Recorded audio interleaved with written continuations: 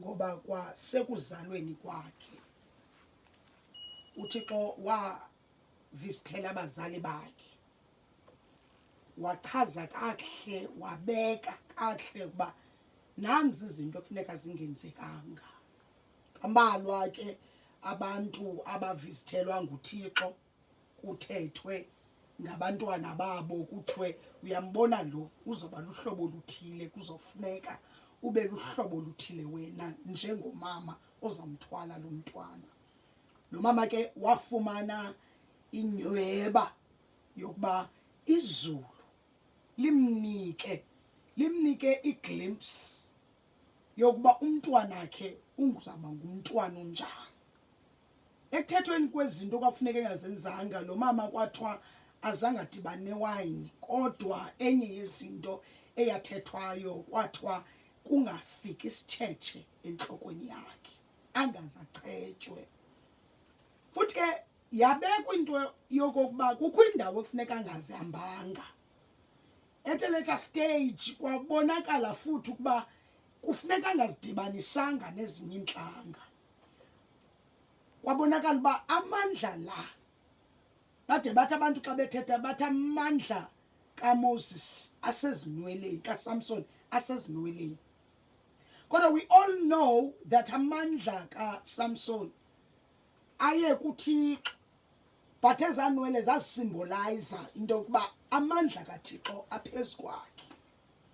and amandla kaThixo ayegcinwa yidedication uSamson awayenayo kuThixo kwenzeka ke okokuba azibone kule ndawo akuyo ngenxa yento angakhange ayimamele kule ndawo yokuba kufuneka ungayi kwindawo ethile ungazihlanganisi nenhlanga ezithile ungazihlanganisi nendawo ethile ungasondeli isitshetshe ezinweleni zakho lideke libali kodwa namhlanje xa ndifuna sikhuthazane sibambane ngesandla sizawunyuka intaba ndifuna nje sibambele indawo yokuba kuyenzeke bomini ungayenzi lento kuthiwa suyenza okanye wenze lento kuthiwa suyenza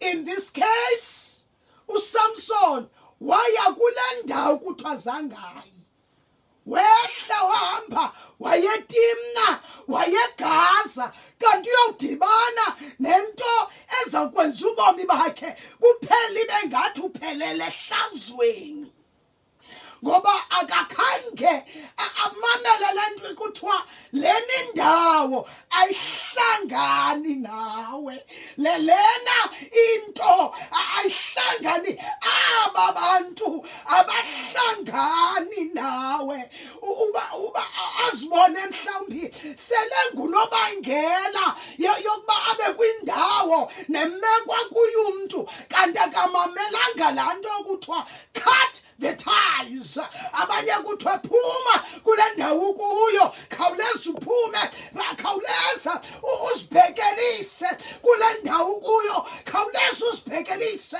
kubantu abathile kodwa umuntu angamameli enze njengokuthanda kwakhe wenza loo nto lo mfana uSamson wabanjwa yi-lust of the eye wabanjwa yi-lust of the flesh zadibana kuye zameyelisela zamenza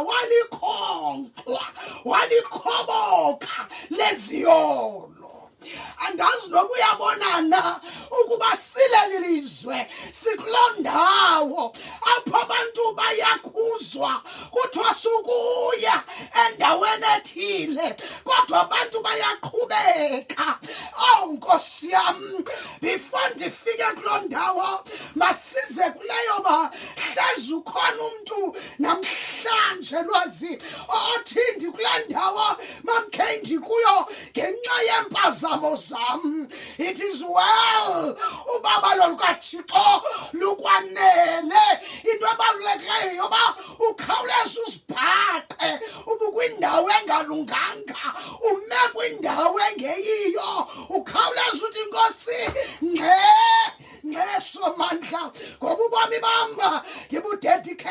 wena kodwa ndisuke ndaya kwenye indawo ebekumele bandihanga kuyo.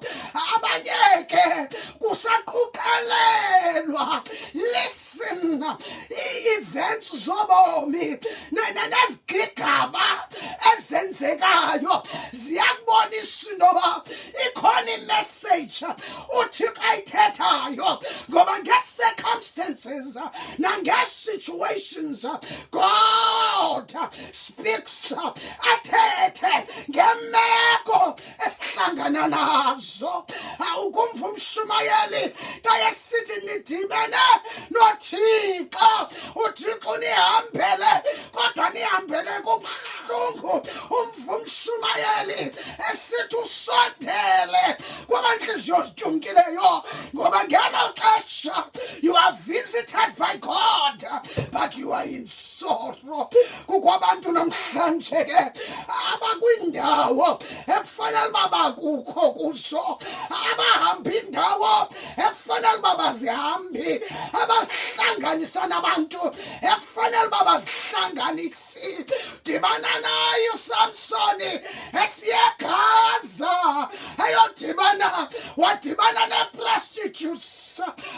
ne-prostitutes, kodwa uthe ekuhambeni kwakhe wadibana noDelilah, wadibana stop, ngoba kuyenzeka ekuhambeni kwakho ukuthanda nokwenza ukuthanda udibane nalo uzoba ngaphezu kunawe. Njengoba ucinga intoba ndiyayikwazi le life, ndinohlobo oluthile lokuyiphosa, ndinohlobo oluthile lokuyiphila, ungenye imini usikudibane nentanga yakho okanye ongaphezu kunawe.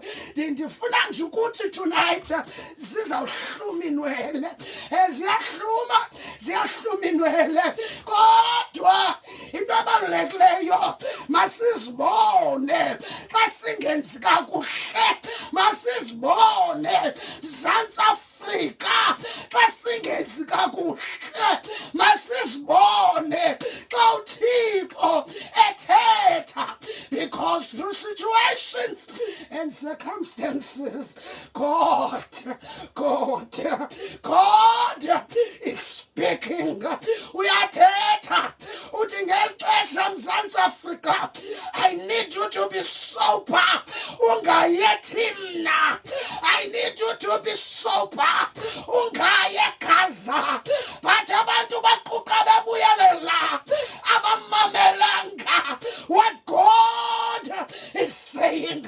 Uzungathi ke khangumve uThixo athetha, uyathetha uThixo, uthanda ukufuna apho. At this time I need world changers, I need history makers, I need role models, I need you to be sober. South Africa, I am going to use you to be a place of revival which will reach the nations of the earth, which will reach Africa. Zawuqala ngawe, gogo, I need you sober. Ndifuna usober Mzantsi Afrika. Uthixo uyathetha uthi suku uyeGaza, kodwa when uyaphikelela uyeGaza. Lo mfana waphikelela waqhubekeka de wadibana nentanga yakhe. Hey, ingaba kwangoku kusenzeka lento uyifunayo, even though God is saying no, uyaqhubekeka. Ndizonqanda ngalentsuku, ngabobusuku bemithwalo, ndizothi South Africa, it's too much. It's too much. God is speaking. How I pray uve, and futhi ndifuna wazi noba ungathi xa ujonga uthi yini inoba mhlambi kulongophi, uzumane uyokhangela ngoba uThixo uyathetha, uthetha with different with different servants. Uyabaxelela what's going on. Ungathawuvanga. uThixo uyathetha. Uthi uThixo andinifuni pha Gaza, andinifune thina. Wahamba uSamsoni ngoba kaloku uzithembile. Wahamba uSamsoni ngoba kaloku ulibele. Amandla waveli kuye nalawo phefumla ngowakhe. Walibala waqhuba wahamba waya kanye kule ndawo engamele ubuya kuyo. Wasihlanganisa nabantu bekufanele bakazihlanganisi nabo. Dibana naye uSamson, edibana noDelilah. Xa sithetha iBible scholars, xa sithetha lwazi, sezimana zisithi ingaba wayeyiprostitute okanye wayengeyoprostitute. Kodwa into abayaziyo, she had dealings and engagements with the leaders of Philistine. Ezinye iBible scholars ziyazibuza ukubana was she really a Philistine. Kodwa xa sijonga igama lakhe, makhe siyeke yonke enye into, sijonga igama lakhe lwazi kwiHebrew, eli gama likaDelilah lithi Dalal, meaning weakened, impoverished, weakened, impoverished. Ukuba uyeki ukuyekaza wena Samson unamandla unjalo, you will be weakened, you will be impoverished. South Africa kasawunyuka intaba sawumane sikhala kanti uThixo uyathetha uthanda ikufuni wena apho ndikwithuba ndikwixesha apho ndifuna uthetha nani ze nikwazi ukuba zi-role models and history makers. If you are not sober, how am I going to talk to you? How am I going to direct you? And the same God is saying the same place. Ekubambileyo yakwenza ikhonkxa leziyolo. It is the same place that's going to take your vision.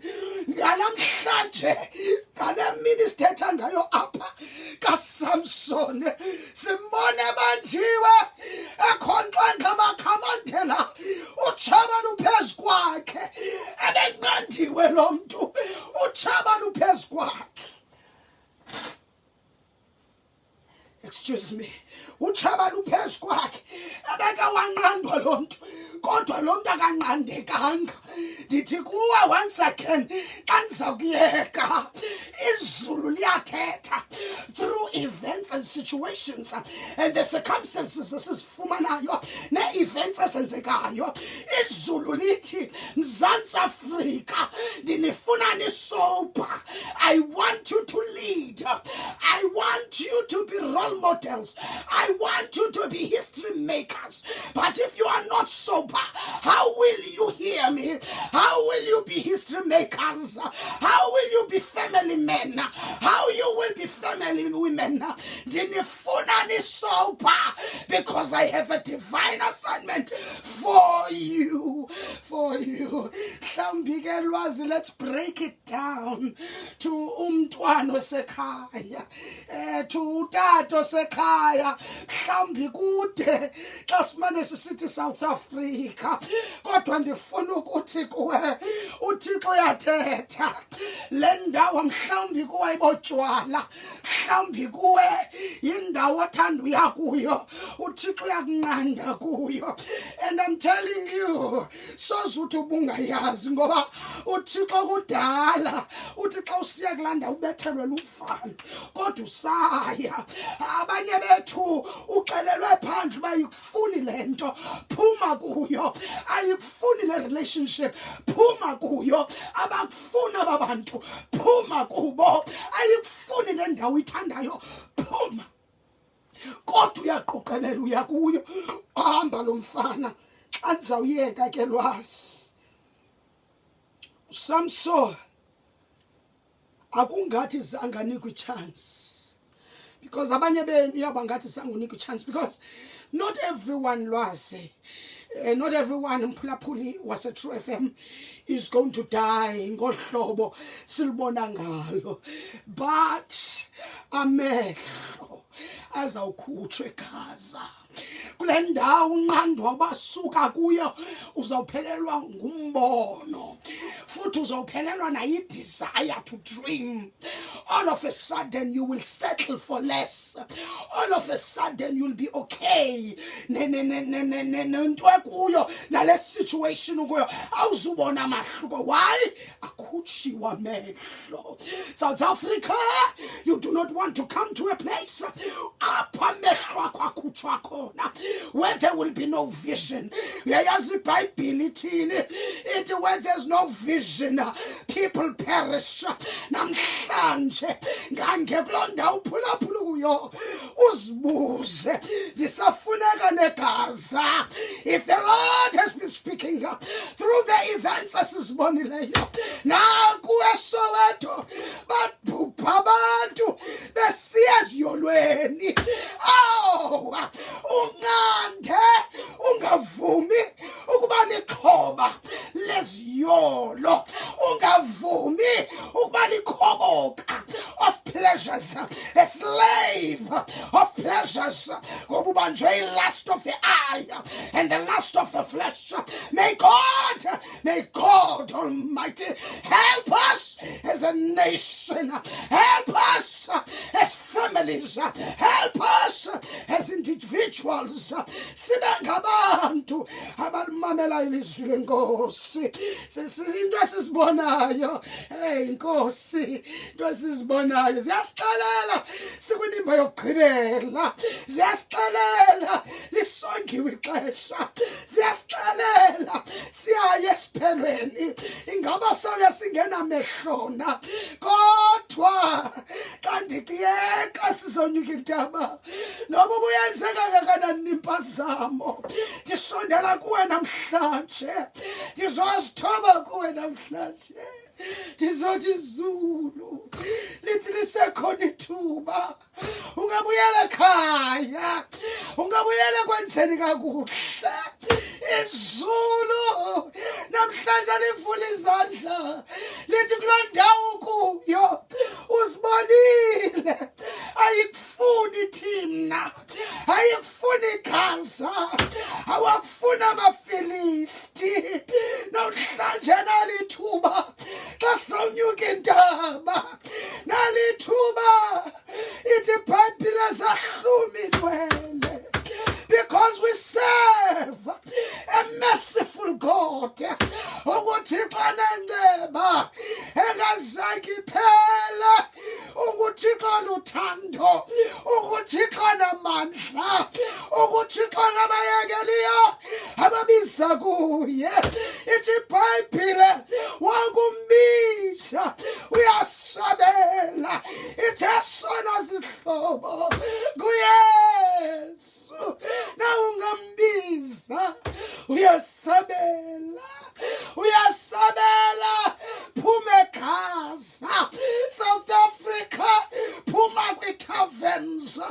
Listen, this is a season to focus. Listen, be empowered, learn, so that God can do what He wants to do. Ngobomi bakho ungavumi bomi bakho buyophelela eGaza. Dibana naSamsoni, seyinhlekisa kubaFilisti, seyinhlekisa kuntshaba zakhe. Oh my God, oh my God, oh my God. Kungabe kumnandi namhlanje, kodwa ikhona imini, qandeka, khuzeka, ngoba ikhona imini awukrukru amehlo, ukhonxwa ngamakhamandela, kube kungekho ndlela yawuphuma. The only way it is to die with with the enemy. But that was not the purpose of God for your life. Purpose of God for your life is that you have life and life in abundance. Awuvangani uYohane xa isithi sela lizile ngemi lingaqhaqhi lingabulali lingatshabalalisi kodwa yena unyana womntu uzile ukuze sibe nobomi ngokwencwadi kaYohane 10:10 sibe nobomi obugqithisileyo. Tonight xa sawunyuka intaba noba ubukwayiphi imeko wabe uyazazi ungunobangela wabe ube kule ndawo ukuyo ngenxa yempazamo osenzileyo. UnguThixo nenceba, unguThixo othembakeleyo ethi iBhayibhile wawuguquka ucela uxolo kuye njengoThixo uyakwamkela awabuyisa amandla kuwe. Ithi iBhayibhile zahluma inwele ndizothi kwethu nanziyahluma kubantu abakwazi uzithoba. Ithi iBhayibhile encwadi kaYakobi zithobeni phansi kwesandla sikaYehova. Nkosi, ithi iBhayibhile those who humble themselves he will lift them up. UnguThixo othi abazithobileyo abuye abaphakamise. Namhlanje basiphumele eGaza, basiphumele kwindawo uThixo sinqanda kuzo. Unesizathu, uyayazi uThixo injongo anayo ngempilo yakho. Umoya oyingcwele ziyahluma inwele, ziyahluma inwele ngoba wathi wawujonga wabona abaFilisti aphezu kwakhe. The only thing he remembered was to say, God, remember me. Wakhumbula ekhaya akayiyeka nemeko athi samjalo mayeko. No, noba seyinkile vision ekruhliwa amehlo utshabalwazi umuntu akaThixo ubuya ziyahluma inwele. Once you rededicate your life unto Jesus, ziyahluma inwele. Once you go back to God, ziyahluma inwele. Africa, back to God. Africa, back to God. Namhlanje ndizothi kuwe, come back to God. Come back to God. Nkosi yami, ngoba abantu bangamane bekulahlekisa ibe ngathi right ngohlobo wenza ngalo. Kodwa can I tell you, uThixo namhlanje, uThixo nenceba, uThixo kahlulwa nto, uThixo obuthandayo ubomi bakho. Xa sinyuka intaba, xa sinyuka intaba, xa sinyuka intaba ziyahluma inwele. South Africa kuzuhlala kuhle kodwa uThixo ufuna abantu abazithobayo, ufuna abantu abazithobayo. Ziyahluma inwele. Saluchabala ucika luqhibile ngawe, salucika luqhibile ngabantwana bakho. Ziyahluma inwele. Saluchabala ucika luqhibile ngosapho lwakho. Oh God, ziyahluma inwele. Saluchabala uqhibile awuzufumana lamsebenzi. Ziyahluma inwele. Jabal ucela uqhibile awunabasefumana la promotion, imali zakho azinabasaphuma. Ziyahluma inwele. Oh God, ziyahluma inwele. Namhlanje uba funeka uphumile eGaza vele nje uthi Mam K andifuni into ingako ndiyayazi ukuba uyilahleke phi. Oh Nkosi yami, alingelahleka, yalahleka inhloko yezembe. Wathi uprofeti wathi lahleke phi, wathi lahleke phi ibingeyo yami. Nawe namhlanje ungakwazi ukuthi ndiphose phi Thixo ngoba ubundibolekile lempilo ayo yami. And you come back to God. You come back to God. Wawubuyela kuye. Wawuzidedicate kuye. It's a matter of seconds. Ziyahluma inwele. Bombaka buzuphinda bufana nakuqala. Nkosi ke yoxolo mayibenani. Nkosi ke mayinisikelele. Nkosi mayinithande. Nkosi mayinibuke. Nkosi mayinilondolose. Ngoba mZantsi Afrika uyathandwa nguThixo. Nkosi ke mayikuve. Wawukhala kuyo. UnguThixo nenceba. UnguThixo nenyaniso.